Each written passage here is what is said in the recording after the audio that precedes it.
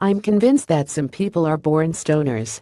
Before I ever touched a spliff, I was a stereotypical slacker, bunking off school to sit around on my own and never seeing the merit of things like being a prefect or getting into a good unit.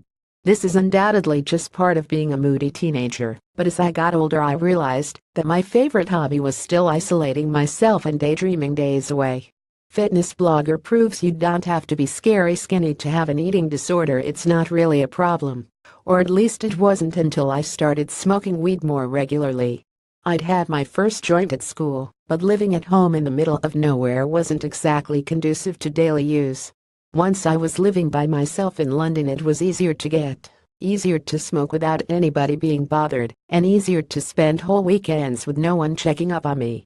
Over time, I got to the point where every day I'd get home from work, roll a joint, then stay planted to the couch until I went to bed. My boyfriend at the time didn't help either, and when we moved in together, if I wasn't at work I was basically always stoned. To him, it was a nice thing to do to pick up for me and have something waiting for me when I got home. But it ended up being more like an emotional crutch. Instead of having to have big conversations about how I was feeling, which at the time was scared, anxious, and lonely, I could just get high and have a giggle at something on the TV. My absolute favorite, and something I still really miss, was getting in the bath, locking the door, and smoking a couple of joints. It was the ultimate escape from people and responsibilities, and I finally felt calm and like myself. This habit continued until after I split up with that boyfriend and moved into my own place. One day I had a friend staying, and I realized the first thing I did on a Sunday morning was pull out my tin and start rolling. It was embarrassing, and something I hadn't really thought about until I saw it through someone else's eyes. I had to sit down and reevaluate. I looked through all the CashPoint transactions that had come out of my bank account and recounted all the times I'd turned up to parties unable to be social or properly function. Then there were all the incoherent texts I'd sent people leading them to worry about me, and the fact I hadn't cooked myself a proper meal in ages.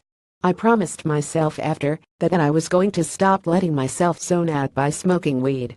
It wasn't healthy. In the last 3 months, I've shared one spliff. I haven't bought any weed, and I don't plan to. I don't want to be too evangelical about how I've changed because I'm certainly not a paragon of virtue. I still drink and smoke cigarettes and go to the chicken shop a disgusting amount.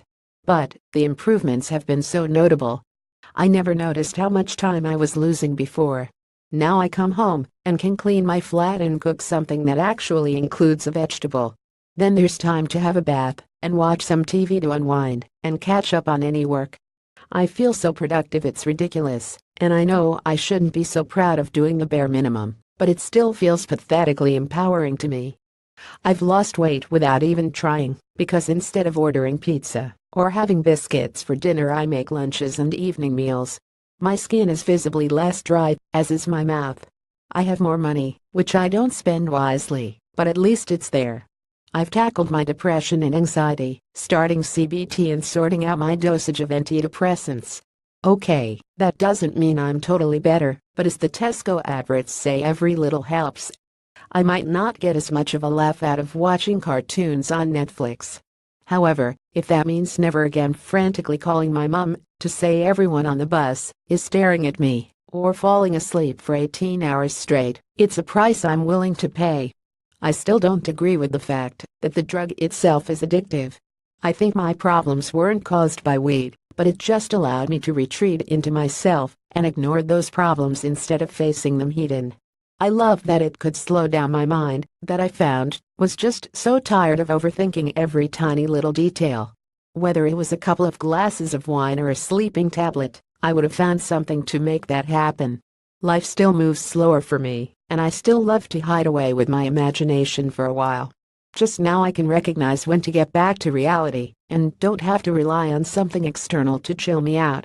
More cannabis dealers in the UK are prescribing weed to treat illnesses. Here's what smoking weed is actually doing to your sleep. According to Science, Miley Cyrus quit smoking weed so she can have a clear head.